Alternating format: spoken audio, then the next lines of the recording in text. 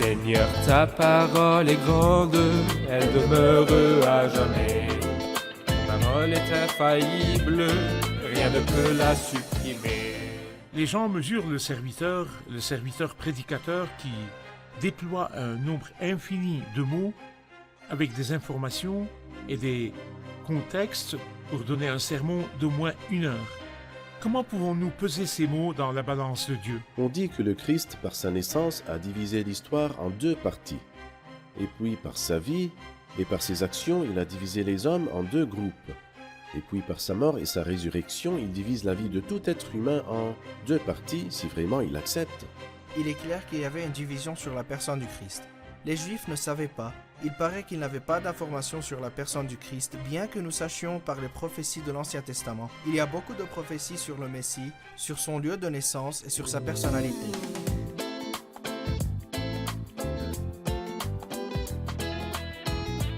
Bienvenue à vous, chers téléspectateurs, ainsi qu'à tous nos téléspectateurs dans le monde entier, dans un nouvel épisode de notre émission quotidienne d'études toute la Bible, dans laquelle nous étudions tous les livres de la Bible, de la Genèse à l'Apocalypse. Dans notre étude dans les livres du Nouveau Testament, nous en sommes à l'évangile de Jean, chapitre 7. Aujourd'hui, par la grâce de Dieu, nous allons étudier les versets de 7 à 53. Je vous encourage à préparer votre Bible pour nous suivre pendant l'étude. Permettez-moi d'abord d'accueillir notre invité au studio, le frère Youssef Riyad. Bienvenue, frère Youssef. Bienvenue, frère Riyad. Nous sommes honorés. Que Dieu vous bénisse. Bienvenue aussi à notre cher public qui est avec nous au studio. Concentrez-vous bien pour les questions et le Seigneur nous bénira sûrement. Que Dieu vous bénisse. Frère Youssef, permettez-moi de lire les versets de 7 à 19. Le monde ne peut pas vous détester, tandis que moi, il me déteste, parce que je témoigne à son sujet que sa manière d'agir est mauvaise. Montez donc à cette fête, quant à moi, je n'y monte pas encore, parce que le moment n'est pas encore arrivé pour moi. Après leur avoir dit cela, il resta en Galilée. Lorsque ses frères furent montés à la fête, il y monta aussi lui-même, non pas en se montrant, mais comme en secret. Les Juifs le cherchaient pendant la fête et disaient « Où est-il » Dans la foule, on murmurait beaucoup à son sujet. Les uns disaient « C'est un homme bien ». D'autres disaient « Non, au contraire, il égare le peuple ». Personne toutefois ne parlait ouvertement de lui, par crainte des chefs juifs. C'était déjà le milieu de la fête lorsque Jésus monta au temple et se mit à enseigner. Les Juifs s'étonnaient et disaient « Comment connaît-il les Écritures, lui qui n'a pas étudié ?» Jésus leur répondit « Mon enseignement ne vient pas de moi, mais de celui qui m'a envoyé. Si quelqu'un veut faire la volonté de Dieu, il saura si mon enseignement vient de Dieu ou si je parle de ma propre initiative. Celui qui parle de sa propre initiative cherche sa propre gloire. Mais si quelqu'un cherche la gloire de celui qui l'a envoyé, celui-là est vrai et il n'y a pas d'injustice en lui. Moïse ne vous a-t-il pas donné la loi? Or, aucun de vous ne la met en pratique. Pourquoi cherchez-vous à me faire mourir? » Frère Youssef, les paroles du Seigneur au début, il leur dit « Le monde ne peut pas vous détester, tandis que moi, il me déteste. Pourquoi ?» Eh bien, tout simplement parce qu'il témoignait, comme il dit ici, que sa manière d'agir était mauvaise. Et pas du tout que, partout où il était, il ne cessait de réprimander et de juger les gens. Pas exactement. Mais comme il l'a dit dans le chapitre 3, « Voici quel est ce jugement, la lumière est venue dans le monde, et les hommes ont préféré les ténèbres à la lumière parce que leur manière d'agir était mauvaise, dans le sens que la lumière dévoile, la lumière expose. Il suffit que le Christ se trouve dans un lieu pour que les hommes méchants soient exposés, dénudés. Et c'est pourquoi il ne l'aimait pas, il le détestait. Et dans le langage d'Ésaïe, chapitre 49, il faisait horreur à la nation.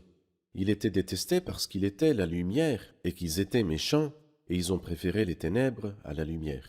Quand il est monté au temple et qu'il enseignait aux gens, il s'étonnait et disait « Comment connaît-il les Écritures, lui qui n'a pas étudié ?» Qu'entend-on par l'éducation dans cette partie? Le Christ n'a-t-il jamais été instruit? Eh bien, le Christ savait sans doute lire et écrire, car quand il entra dans la synagogue de Nazareth, on lui remit le livre et il se leva pour lire. Mais là, ils veulent dire qu'il n'avait pas de formation religieuse, il n'avait pas de certificat religieux de qui que ce soit. Ils pensaient être eux-mêmes la source de l'enseignement. Et ils ne savaient pas du tout que tous seront enseignés de Dieu. Cela ne leur est jamais venu à l'esprit. Ils pensaient être eux-mêmes la source de l'enseignement et la source de l'autorité. Et lui n'avait pas d'enseignement dont nous sommes la source, ni d'autorité dont nous sommes la source. Quant à l'enseignement qui vient de Dieu et à l'autorité qui vient de Dieu, il ne les appréciait pas, malheureusement. Pourquoi ses frères l'encourageaient-ils à monter à la fête? Je pense qu'ils pouvaient profiter de lui. Ils savaient très bien qu'il avait la capacité de faire des miracles. Pourquoi donc restes-tu en Galilée? Pourquoi restes-tu dans un coin alors que tu es capable d'éblouir des foules par tes miracles merveilleux? Alors monte pour que tu deviennes célèbre et que nous puissions profiter à cause de toi. Beaucoup de personnes veulent non pas servir le Seigneur, mais se servir de lui. Et les frères du Seigneur, selon la chair, étaient de ce genre à ce moment-là. Ils cherchaient leur propre gloire et non pas la gloire de Dieu. Non. Les Juifs le cherchaient pendant la fête et disaient « Où est-il » Dans la foule, on murmurait beaucoup à son sujet. Les uns disaient « C'est un homme bien », d'autres disaient « Non ». Au contraire, il égare le peuple. Deux visions divergentes du Christ, alors qu'il était devant eux sur terre. Ces deux visions existent-elles toujours? En fait, il a été dit que le Christ, par sa naissance, a divisé l'histoire en deux parties. Et par sa vie et ses actions, a divisé les hommes en deux groupes. Et puis par sa mort et sa résurrection, il divise la vie de tout être humain en deux parties, si vraiment il l'accepte. Donc toute personne qui l'accepte aura une vie avant et une vie après. Et encore, jusqu'aujourd'hui, bien sûr, les murmures sont les mêmes, ainsi que la confusion, ainsi que les questions. Mais bienheureux celui qui s'est décidé et qui a choisi le Christ comme sauveur et Seigneur de sa vie. Merci, nous allons faire une pause puis prendre la question du public. Chers téléspectateurs, je vous retrouve après la pause.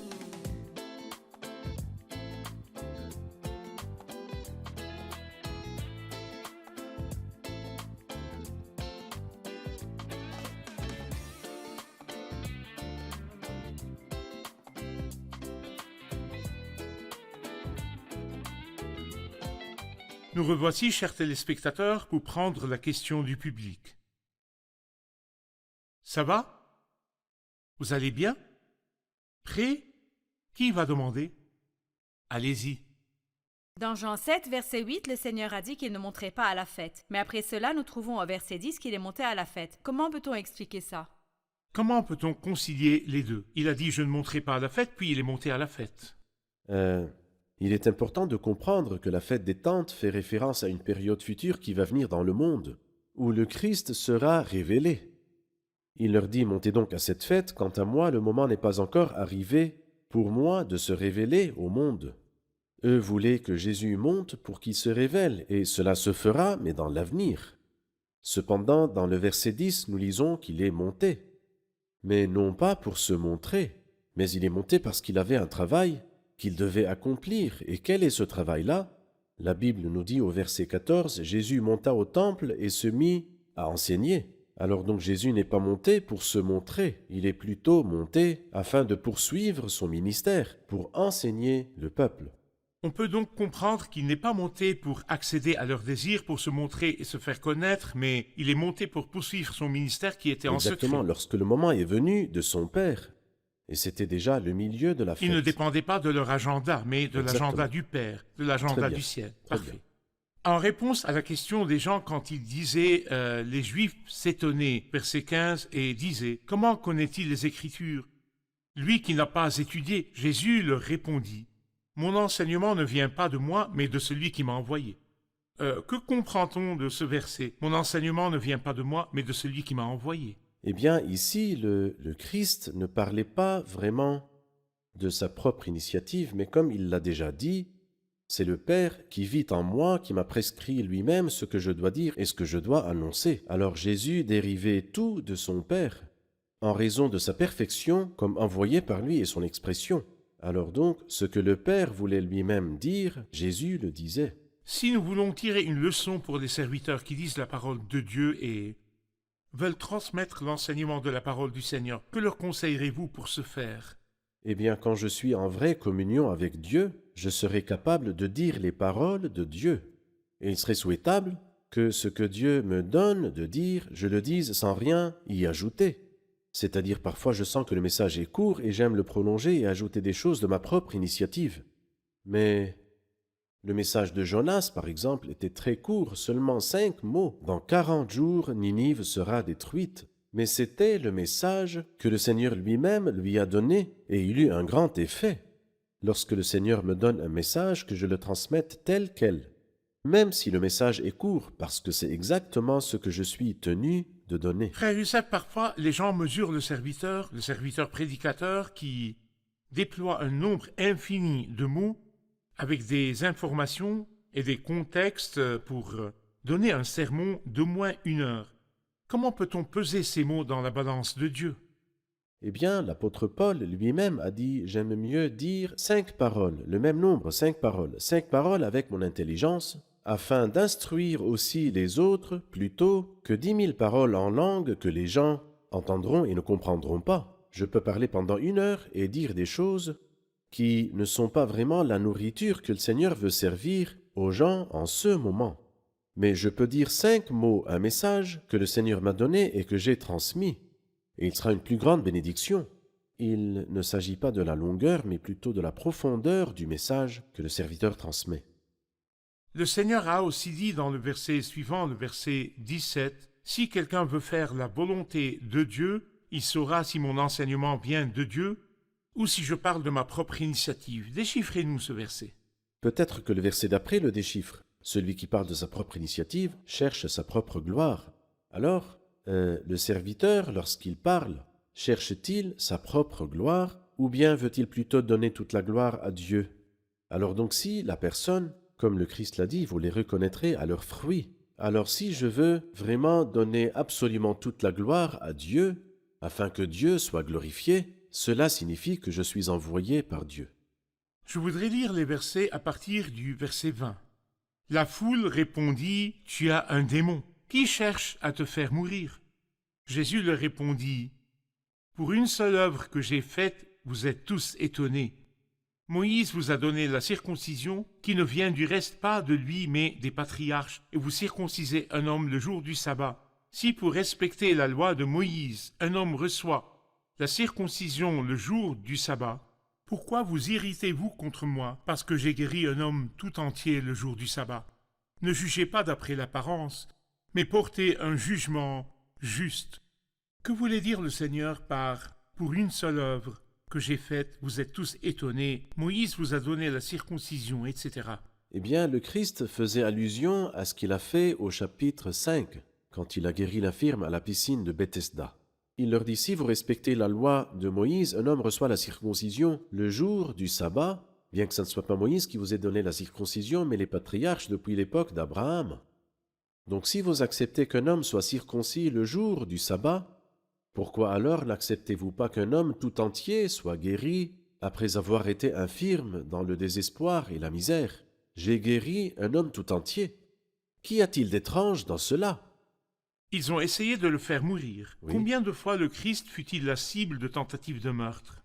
En fait, de nombreuses fois, mais celles qui sont mentionnées en détail, 7 tentatives qui se sont terminées par la tentative qui a réussi. Et non pas parce que la planification était plus exacte et plus précise, mais plutôt parce que son heure à ce moment-là était venue. Nous voyons 2 incidents dans l'évangile de Matthieu. Un incident dans Luc chapitre 4. Nous voyons 3 incidents dans l'évangile de Jean, et puis la croix qui est mentionnée dans tous les 4 évangiles. Le message que vous voulez transmettre, frère Youssef, à tout le monde, nous allons l'extraire du verset 24. Ne jugez pas d'après l'apparence, mais portez un jugement juste. Comment faire passer ce message à tout le monde? Eh bien, nous jugeons souvent selon l'extérieur, selon les apparences, et c'est vraiment une faiblesse en nous. Il est dit du Christ, lorsqu'il régnera, il ne jugera pas sur l'apparence, ni sur la base d'un ouï-dire. Celui qui a jugé sur l'apparence, par exemple, Samuel, quand il vit Eliab, et l'Éternel lui avait dit, va oindre l'un des fils de Jessé. Il dit, celui que l'Éternel désigne par onction est ici devant lui. Donc il voulait consacrer Eliab par onction, mais le Seigneur lui a dit, ne prête pas attention à son apparence et à sa grande taille, ne juge pas d'après l'apparence. Il n'est pas celui que j'ai choisi. Et David jugea sur la base d'un ouï-dire lorsque Tsiba calomnia contre Méphibosheth dont il était le serviteur. Méphibosheth, le fils ou le prince à qui David fit preuve de miséricorde et de bienveillance. Tsiba calomnia Méphibosheth. Alors David écouta la calomnie et la crut. Alors David a jugé sur la base d'un ouï-dire. Ne jugez pas d'après l'apparence, mais portez un jugement juste. Si vous n'avez pas tous les indices et toutes les preuves, ne vous précipitez pas pour juger, laissez plutôt le jugement à celui qui connaît les faits. Et si vous ne connaissez qu'une seule partie, attendez un peu, ne vous précipitez pas pour porter des jugements. Je vais continuer la lecture à partir du verset 25, puis faire une pause et prendre la question du public. Quelques habitants de Jérusalem disaient, « N'est-ce pas celui qu'ils cherchent à faire mourir? Le voici qui parle librement et ils ne lui disent rien. » Est-ce que les chefs auraient vraiment reconnu qu'il est le Messie? Cependant, celui-ci, nous savons d'où il est, tandis que le Messie, quand il viendra, personne ne saura d'où il est. Jésus enseignait dans le temple, il s'écria alors, « Vous me connaissez et vous savez d'où je suis. Pourtant, je ne suis pas venu de moi-même. Au contraire, celui qui m'a envoyé est vrai, et vous ne le connaissez pas. Pour ma part, je le connais car je viens d'auprès de lui et c'est lui qui m'a envoyé. » Il cherchait donc à l'arrêter, mais personne ne mit la main sur lui parce que son heure n'était pas encore venue. Beaucoup parmi la foule crurent en lui et ils disaient, « Le Messie, quand il viendra, fera-t-il plus de signes miraculeux que n'en a fait celui-ci ?» Nous allons faire une pause puis poursuivre notre discussion après la question du public. Je vous retrouve après la pause.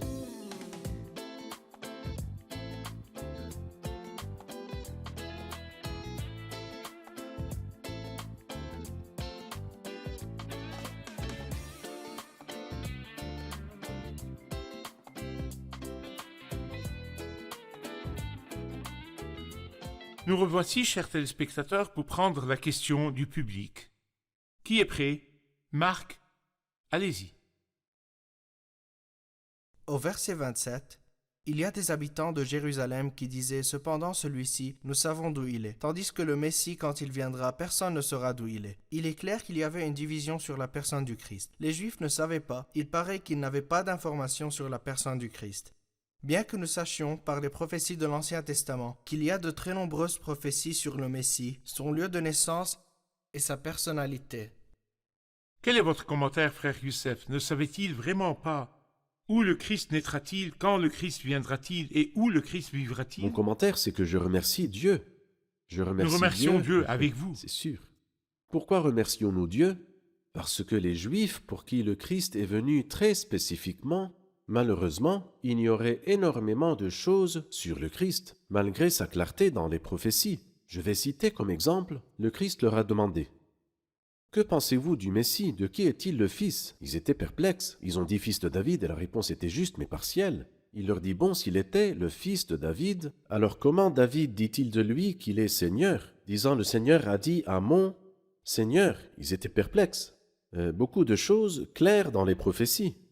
Ils ne les comprenaient pas, mais la question est pourquoi? Moi je pense qu'en fait, si vous croyez, vous comprendrez et vous verrez. Et si vous refusez de comprendre quelque chose que Dieu vous a donné, après cela, Dieu ne vous révélera pas davantage et vous resterez dans l'ignorance et dans l'aveuglement. Donc le rejet des révélations les plus simples ne me mènera pas à une révélation plus profonde. Exactement. Alors ils ont refusé beaucoup de choses, de signes miraculeux qui confirment que Jésus était vraiment le Messie. Ils ont refusé. À ce moment-là, leurs cerveaux se sont bloqués, ils ne comprenaient plus. Les choses évidentes sont devenues pour eux incompréhensibles. Ce qui est étrange, c'est que dans ce verset, ils disent « Nous ne savons pas d'où il est ». Et si nous allons au verset 42 du même chapitre, il nous dira « L'Écriture ne dit-elle pas ?» C'est eux qui disaient. L'Écriture ne dit-elle pas que c'est de la descendance de David et du village de Bethléem où était David que le Messie doit venir? C'est-à-dire qu'ils savaient. Ils savaient, je ne sais pas s'ils savaient. Écoutez comment le Christ leur a répondu. Il leur dit « Vous me connaissez, et vous savez d'où je suis, pourtant je ne suis pas venu de moi-même. » C'est-à-dire, il lut leurs pensées et sut qu'ils étaient des menteurs, et leur répondit directement dans le verset suivant. Bien qu'ils se parlaient entre eux, ils ne lui parlaient pas. Je me rappelle le verset qui dit « La pierre qu'ont rejeté ceux qui construisaient, les gens qui ont de l'expérience dans les pierres, pas d'autres artisans. » Pas les agriculteurs ni les vignerons. Exactement. Si les agriculteurs avaient rejeté la pierre, ils auraient été excusés. Mais les constructeurs, qui étaient les constructeurs qui l'ont rejeté? Les chefs de la nation. Les chefs de la nation sont les bâtisseurs. Et malheureusement, la pierre précieuse est venue à eux et ils l'ont rejetée. Ils l'ont rejetée. Ils l'ont rejetée. Je vais lire les versets de 37 jusqu'à la fin du chapitre. 37 jusqu'à la fin du chapitre. Le dernier jour, le grand jour de la fête, Jésus, debout, s'écria: « Si quelqu'un a soif, qu'il vienne à moi et qu'il boive. Celui qui croit en moi, des fleuves d'eau vives couleront de lui, comme l'a dit l'Écriture. » Il dit cela à propos de l'Esprit qui devait recevoir ceux qui croiraient en lui. En effet, l'Esprit Saint n'avait pas encore été donné, parce que Jésus n'avait pas encore été élevé dans sa gloire. Après avoir entendu ces paroles, beaucoup dans la foule disaient: « Celui-ci est vraiment le prophète. » D'autres disaient: « C'est le Messie. » Mais d'autres disaient: « Est-ce bien de la Galilée que doit venir le Messie? L'Écriture ne dit-elle pas que c'est de la descendance de David et du village de Bethléem, où était David, que le Messie doit venir? » Il y eut donc à cause de lui division parmi la foule. Quelques-uns d'entre eux voulaient l'arrêter, mais personne ne mit la main sur lui. Ainsi les gardes retournèrent vers les chefs des prêtres et les pharisiens, qui leur dirent: « Pourquoi ne l'avez-vous pas amené ?» Les gardes répondirent: « Jamais personne n'a parlé comme cet homme. » Les pharisiens leur répliquèrent: « Est-ce que vous aussi, vous vous êtes laissé tromper? Y a-t-il quelqu'un parmi les chefs ou les pharisiens qui ait cru en lui? Mais cette foule qui ne connaît pas la loi, ce sont des maudits. » Nicodème, qui était venu de nuit vers Jésus et qui était l'un d'eux, leur dit: « Notre loi condamne-t-elle un homme avant qu'on l'entende et qu'on sache ce qu'il a fait? » Ils lui répondirent: « Es-tu, toi aussi, de la Galilée? Cherche bien, et tu verras que de la Galilée il ne sort pas de prophète. » Puis chacun rentra chez soi. Jésus se rendit au mont des Oliviers. Frère Youssef, il s'agit là du dernier jour, le grand jour de la fête, quand Jésus debout s'écria et se présenta comme celui qui étanche la soif. Quelle est l'occasion de cette déclaration? Quel est le contexte de cette déclaration? Eh bien, à la fête des tentes, on puisait de l'eau et puis on la versait. Et le Christ semble avoir été dans cette scène même. Ils apportaient de l'eau du bassin de Siloé et la versaient. Dans cette situation, le Christ s'écria, le dernier jour, le grand jour de la fête, c'est-à-dire après avoir épuisé toutes les opportunités et toutes les joies de la fête, mais personne n'a trouvé le repos et le bonheur. Alors le Christ a lancé ce dernier appel que je considère comme un mini-évangile. Si quelqu'un a soif, c'est le début. Il faut ressentir la soif et ressentir le besoin, car la soif est un grand besoin. Qu'il vienne à moi, qu'il n'aille à personne d'autre. Si vous avez un besoin, allez vers le Christ. Il a la solution. Et qu'il boive. Et puis il dit: celui qui croit en moi, des fleuves d'eau vive couleront de lui, comme l'a dit l'Écriture, c'est-à-dire le Christ. Non seulement pourvoira à vos besoins, mais il fera de vous une bénédiction qui va déborder sur les autres. Donc d'abord, vous serez assoiffés, et deux, vous viendrez à lui. Troisièmement, vous buvez quand vous venez à lui. Quatrièmement, vous serez un moyen d'étancher la soif des autres. Dans Jean 4, le Christ parle de l'eau. L'eau que je donnerai jaillira jusque dans la vie éternelle. Mais là, il dit: celui qui croit en moi, des fleuves d'eau vive couleront de lui. La source d'eau et le fleuve d'eau vive. Y a-t-il un lien entre les deux? Je pense que oui. Eh bien, la source s'élève de bas en haut et représente l'adoration, parce qu'il parle dans Jean chapitre 4 des vrais adorateurs qui adoreront le Père en esprit et en vérité, alors que les fleuves coulent, descendent du point le plus haut jusqu'au point le plus bas. Et c'est une image du ministère, car le serviteur est censé avoir un niveau moral et spirituel plus élevé que ceux qu'il sert. Si son niveau est bas, il ne pourra pas les servir. Alors donc, l'eau qui descend du point le plus haut jusqu'au point le plus bas représente le ministère. Les deux par la puissance du Saint-Esprit. Je ne peux pas adorer sans le Saint-Esprit et je ne peux pas servir sans le Saint-Esprit. Cependant, l'adoration est une eau qui jaillit de bas jusqu'en haut, jusqu'à Dieu, tandis que le ministère se fait de haut et jusqu'en bas. Je voudrais un dernier mot en 1 minute sur Nicodème, l'attitude de Nicodème ici, en contraste avec Jean 3. En fait, Nicodème est une personne vraiment respectable et loyale, et la lumière est entrée en lui progressivement. Il n'a pas reçu la lumière d'un seul coup, mais, comme quelqu'un l'a dit, que dans Jean chapitre 3, c'était la nuit. Il vint de nuit trouver Jésus, et en lui il y avait de la ténèbre. Mais le Seigneur lui a dit des paroles merveilleuses, et il semble que la lumière a commencé à naître, à grandir dans son cœur.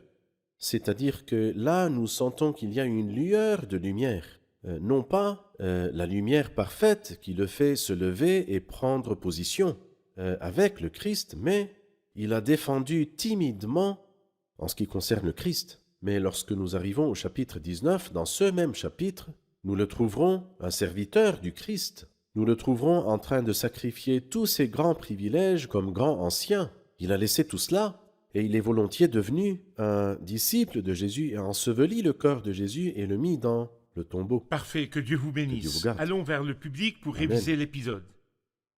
Ça va? Je sais que pendant l'épisode, vous êtes prêts. La première question, lorsque ses frères furent montés à la fête, il y monta aussi lui-même, non pas en se montrant, mais comme en secret. Mais dans le même chapitre, il nous dit, quand il leur dit qu'il ne montera pas, puis il monta. Au verset 8, il dit qu'il ne montera pas, le verset 10 dit qu'il monta. Comment peut-on concilier les deux? Le Seigneur Jésus ne monta pas à la fête juste pour leur faire plaisir, parce qu'il voulait qu'ils se montrent.